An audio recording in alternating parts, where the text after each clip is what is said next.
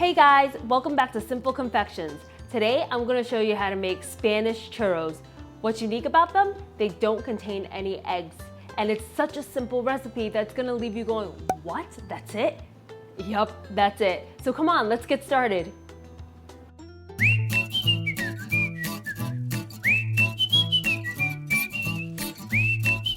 Let's gather our ingredients. First, you're going to need 1 cup or 120 grams of all-purpose flour, a 1/4 teaspoon of salt, 1 tablespoon of olive oil, 1 cup of water, 1 cup of chocolate of choice, 1 cup of heavy cream, a 1/2 cup or 100 grams of sugar, 1 tablespoon of cinnamon, and a teaspoon of vanilla extract. You're also going to need a medium to large pot filled 2 inches up with vegetable oil, and also parchment paper and piping bag with a star tip.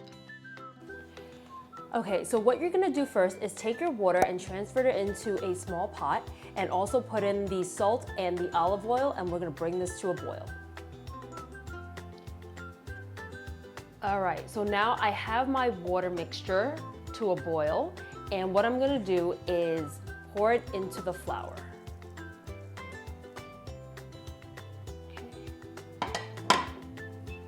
And I'm just gonna start mixing until it all comes together.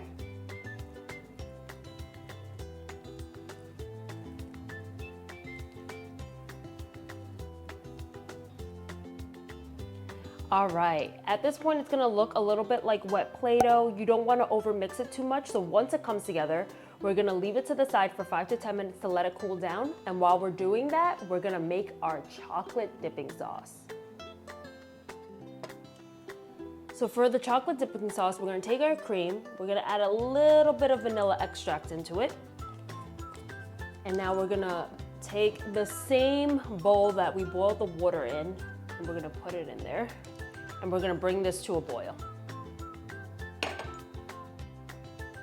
Okay, so now I'm back with the boiled cream, and we're just gonna pour it over the chocolate.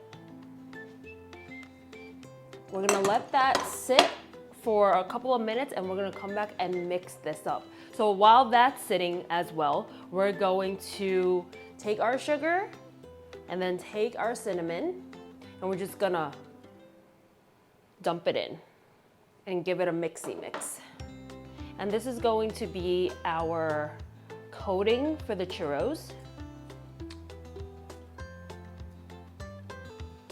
If you like a lot of cinnamon, you could put more, you could put less. This is up to you. So this measurement doesn't have to be exact. Okay, and then put that aside as well. Okay, I let this sit for about a minute, and you're gonna notice that the chocolate is still on the bottom and it's kind of melted. So you're just gonna mix it up until it's silky smooth. Use small stroke, guys, because if you use wide strokes, it might get messy. So start in the middle and kind of do small motions.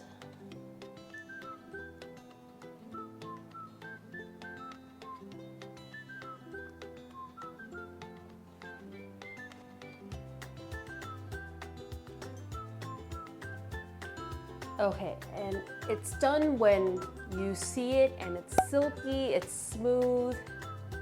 And now we're gonna put this aside and we're gonna start piping our churros. Okay guys, so I have my parchment paper on the table, and also I brought out a measuring tape so that I can pipe out my first one to exactly 4 inches. And then I will use the first one as the guide for every churro that I pipe out. You don't have to do this, you don't have to be exact. It doesn't even have to be 4 inches. It could be, you know, however long you want it to be. So you're gonna put the dough into the piping bag. Mind you, it's a little bit warm still, so don't worry about that. As long as it's not piping hot where you can't handle it. And also, if you don't have one of these, you can also just use a Ziploc bag, it doesn't really matter. If you're using a Ziploc bag, it's probably thinner, so I would double up on the Ziploc bag because the dough is kind of,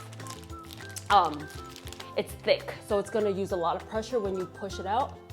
A trick to this is hold it as close to the bottom as you can. Because this is such a thick dough, you wanna put as much pressure as you can, so squeeze from the bottom. Also, have a pair of scissors handy because you're gonna cut it when you reach to the 4 inches.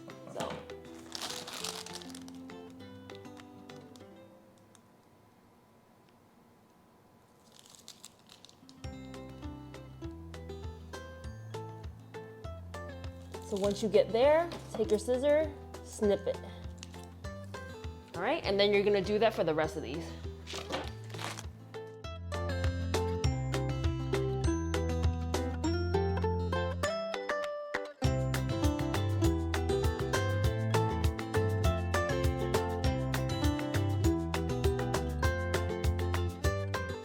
Ta-da! Okay, so I'm not gonna lie, that did take a lot of effort because the dough is thicker, so it takes more muscle to push them out, but that's all right, it's worth it at the end. So in the meanwhile, heat up your oil to 350 degrees. If you don't have a thermometer, I'll show you what to look for. All right, guys, welcome to my kitchen. So now I have my oil heated. How you can tell without a thermometer is if you take wooden chopsticks or wooden spoon and you stick them in, and you see those bubbles, that means it's about ready. Actually, that's ready. So also you can drop a piece of the dough in to see if it cooks, but you see those bubbles? Yep, we're ready to fry. All right, so again, compromising video recording position, but you know, I'm gonna do what I gotta do. I'm gonna drop these in one at a time. Don't overcrowd the pan. I'm gonna do like maybe 5 or 6 at a time.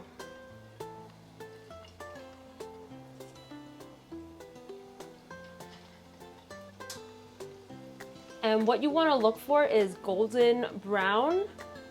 Flip them over from side to side every once in a while.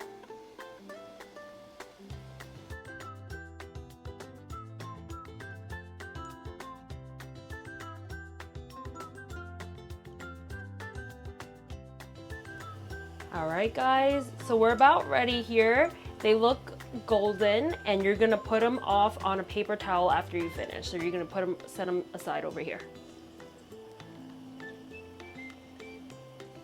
Sorry about the camera angles. Again, now I'm frying and videotaping.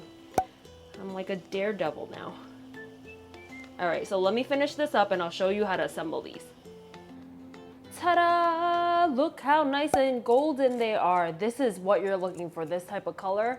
And these are still warm. So while they're still warm, I put my cinnamon and the sugar mixture into a shallow pan, and I'm just gonna pour these in and coat them. You want to do this part while they are warm so that the sugar sticks onto it. So whoops. All right. So you're just gonna want to toss them around.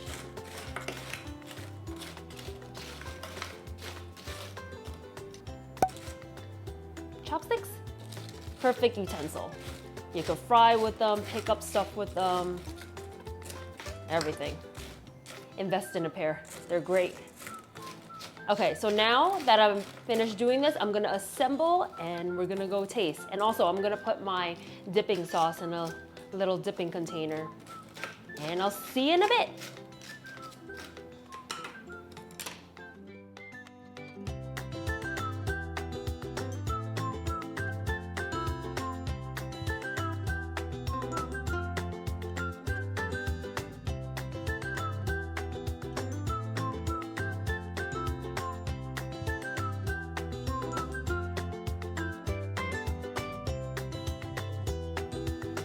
Guys, wasn't that so easy? I mean, all right, disclaimer, besides the piping part, which does take a little bit of effort because on the other side of the camera, I was sweating. Thank goodness the camera wasn't in my face. But besides that part, everything else was pretty easy. And now I got fresh churros. So let's give it a taste.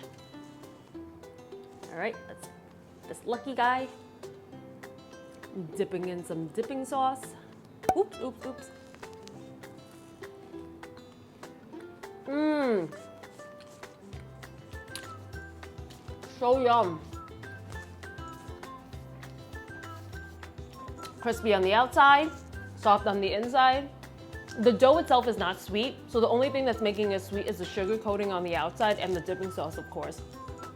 But that is perfect. Now you have homemade churros. Now you can make homemade churros. So if you liked this video today, please give it a thumbs up, please subscribe, and please comment down below. And always remember to end the day with something sweet, and I'll see you next time. Bye!